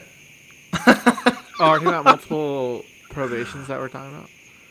Yeah, so, and I also see it in terms of, taking into account DNC 19, where, the Lord is talking about, like, I'm commanding you, and i.e. I'm pleading with you to repent, because if you don't, you have to suffer for your own sins. And like, that's, if we take the doctrine of, or the Doctrine and Covenants at as true scripture, we either have Jesus Christ pay for our sins, or we pay for our sins ourselves. Like, in the fact that my understanding with the doctrine of eternal lives is, yeah, if you live a life, and on the earth that you're on, and you don't by a certain point, I understand that to be the morning of the first resurrection, when Christ comes and the millennium starts, you have to pay for your sins yourself. And that doesn't mean that you ascend. That doesn't mean you become like Jesus Christ. It just means the debt is paid, and you're back to zero.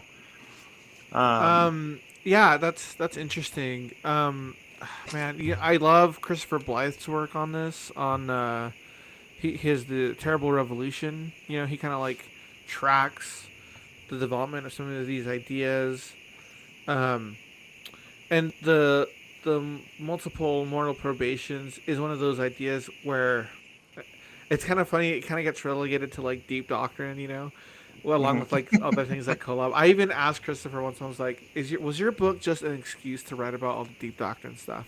And he's like, no. I had a legit academic question. I'm like, okay, cool. But it's at least, so according to Christopher Blythe's work, it's one of these things where the reason deep doctrine is because it's sort of like in between the lines. It's not explicit, but you people make these inferences. So I'm not obviously in that camp, so we have our disagreements. So I don't believe in multiple mortal probations. But I would say, though, having an atonement theology that's robust is going to be important to understanding that question, because it's true that DNC does say that you will suffer even as I. But framing that in terms of debt, I think we should reject as Latter-day Saints. That's a Protestant idea. So I don't. On those grounds, I have to disagree.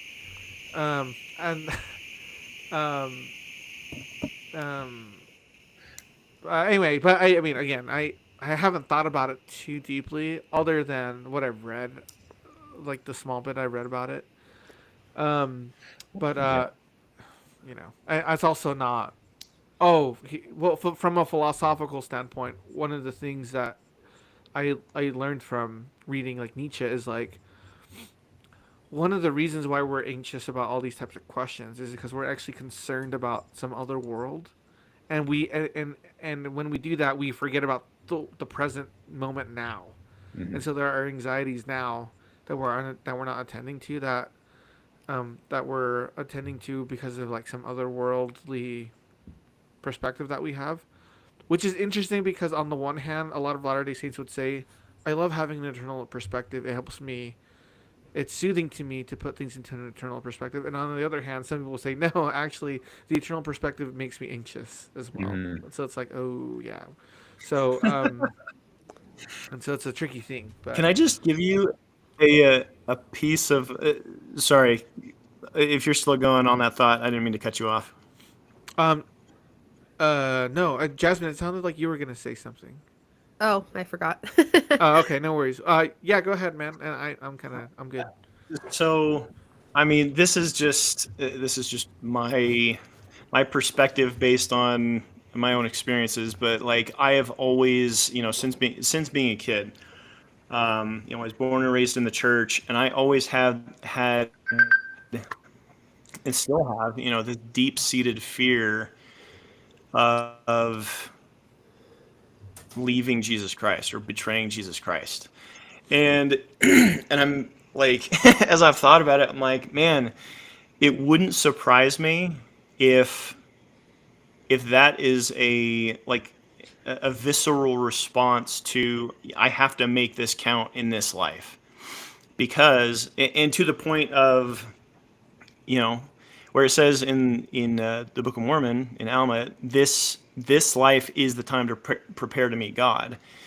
In the frame of the eternal lives argument, it's like, yeah, I can't just rely on whatever I've done previously and just like take this life off and just, vacation and do whatever I want. This life is what I have to work with, and so this is the one that I need to focus on. And down the line, do I have some understanding of where things will go? If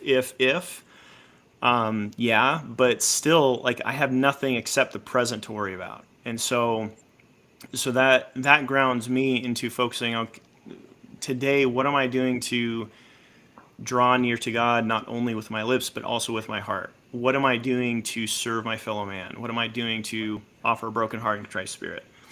But I don't think I think it's a straw man that a lot of people bring up, especially in the church, when the doctrine of eternal lives is brought up. They're like, oh, well, you're just minimizing the atonement, or oh, you just think you can save yourself, or oh, you just want to do whatever you want. It's like, well, we obviously haven't had the conversation, because I don't believe any of that. Like, What's interesting about the implications of multiple mortal preparations on atonement, actually, it's one of the things that it's so open-ended, it creates a lot more questions than it has answers. I think that's one of my issues with it. So, for example, because you could argue it both ways, right? On the one hand, you could argue that MMP is actually like a spoke in the wheels in our current understanding of the atonement. And on the other hand, you can also argue that it actually sort of expands our understanding of atonement. And so, to me, it's so open-ended that it actually creates more of a tangle than it resolves problems. So that's kind of my issue with it. Is like it's interesting to think about, but at the end of the day, it actually opens the debate further rather than settles questions. And so I'm like, that's an interesting hole to go down. Yeah. Mm-hmm.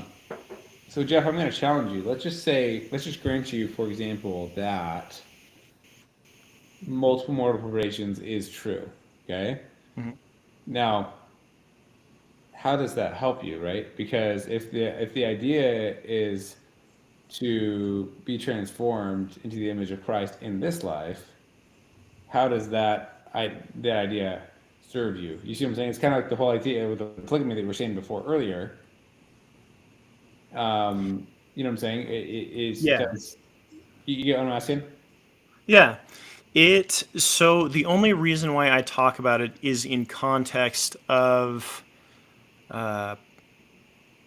the amalgamation of scriptures that identify that there is a Davidic servant and who it is. I mean, for me, the doctrine of eternal lives is more of just like a context filler than a like, hey, I'm going to go knock on doors and tract in my neighborhood and teach people about the doctrine of eternal lives. Like, that's not my jam. Like, my jam is teach the doctrine of Christ. Seek this now because such and such is coming, and to put in context, dozens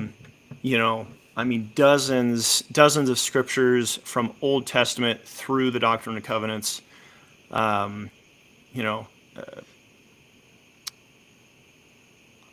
Joseph Smith's patriarchal blessing, things like that. It's more to provide context than it is to be a driving force. Like, it's an explanatory model. What do you mean? Like, it explains as you see it, it explains the scriptural data into a model that is cohesive and makes sense to you. Yes, and it puts into, I mentioned the King Follett Discourse and the Sermon in the Grove. You draw, and even within that, to a certain degree, it's blatant inference that Joseph is making, even if he's not spelling it out word for word, because it is, as we said, it is deep doctrine. And it's not like saving doctrine, but it does kind of help fill in some gaps that when you're like, okay, there's, if I understand the servant that's being spoken of in Isaiah is not Jesus Christ. Like, who is it and why? And if I'm seeing these parallels between Isaiah, Jeremiah, Ezekiel, especially the Isaiah quoted scriptures in the Book of Mormon, by Nephi, by Jesus himself, why are these in here? There's a reason why they're in there. The Lord is trying to tell it. Like, people have faulted, Phil Davis, myself, the Doctrine of Christ group for having any type of focus on this, that there is a Davidic servant and that it is Joseph Smith returned.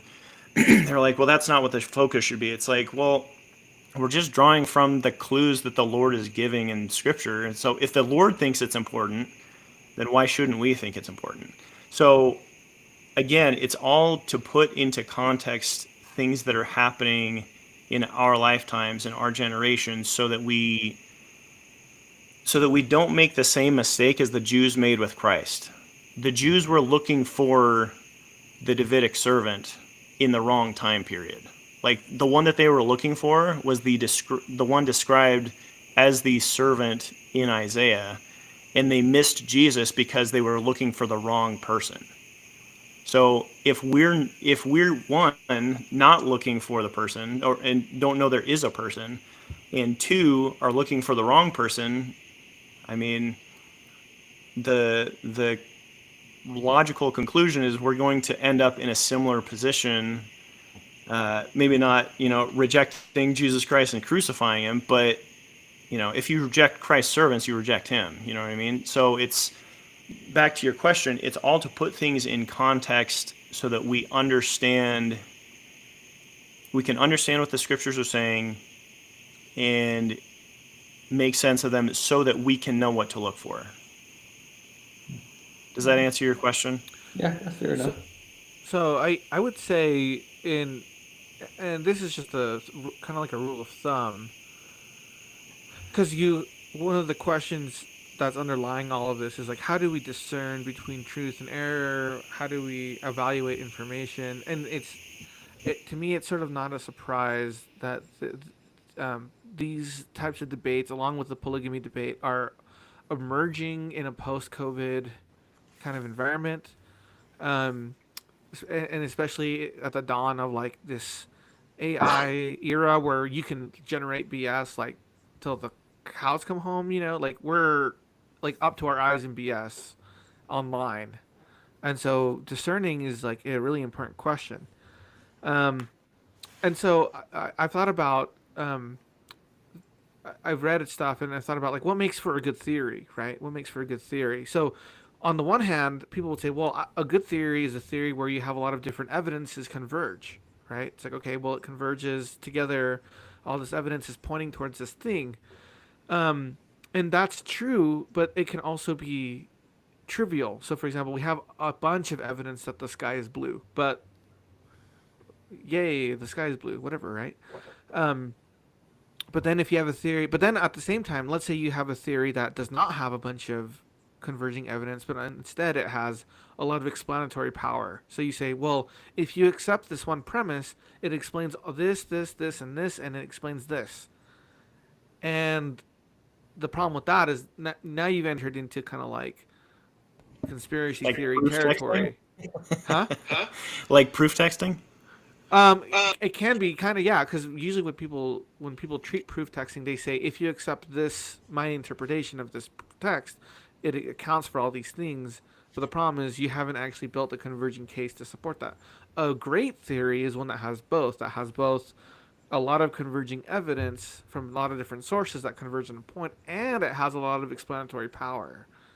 And so some of the best apologetics, for example, do this, and a lot of the best scholarship does this, where other competing ideas might be lacking. And for some people, and this is also true of people's kind of testimonies, where yes, if you accept the gospel, it does provide a wide explanatory framework for your life, but also your testimony would be much stronger if it's backed up by converging evidence. So whenever we are evaluating information, we want to see like, can we make a converging argument, and does this converging argument have a lot of explanatory power? And if it has both, if you can pull off both, then you've already made more progress than a lot of other people. And so I feel like that's kind of what you're getting at, Jeff. It's like, I think certain, like, I think another one of these things is like the God Adam God theory. Like, I knew a guy who he was recently baptized, and then he kind of got into the Adam God doctrine, and then when he if he like, it's really interesting when if you simply accept the premise that the Adam God doctrine is true, and then you reread the scripture, then it opens up the scripture through that lens, and you're like, oh yeah, there it is, haha, there he was the whole time, you know. But it's like, no, you've started with the presumption, Right. and now you're rolling with it. Same thing happens with multiple accounts of the first vision. People say, well, there's a conflict in these two accounts because he's obviously describing a Trinitarian God, and here he's describing not a Trinitarian God. And it's like, no, wait, you're actually reading Joseph Smith's account through a Trinitarian lens first, and presuming that he's describing one person, but he's not.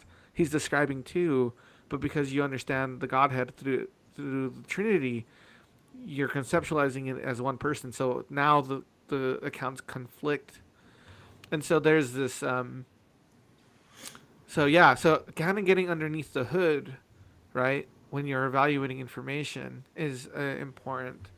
And so I even though I'm a believer in the church and in Mormonism, there is a skepticism that I aim towards myself and then towards other ideas to try to keep that in check. And it's not fun. It requires a lot of brain power. Sometimes that I don't have, so I have to ask AI. But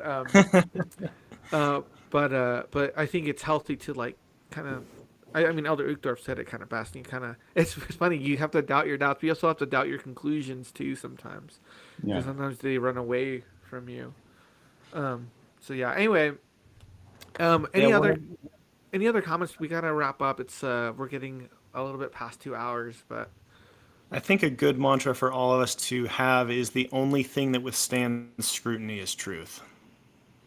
So I really appreciate that you just said that, Alejandro, that, I mean, especially in the face of a lot of people coming out with, oh yeah, I had this ascension experience or this vision or this dream or whatever. Like, I am highly skeptical.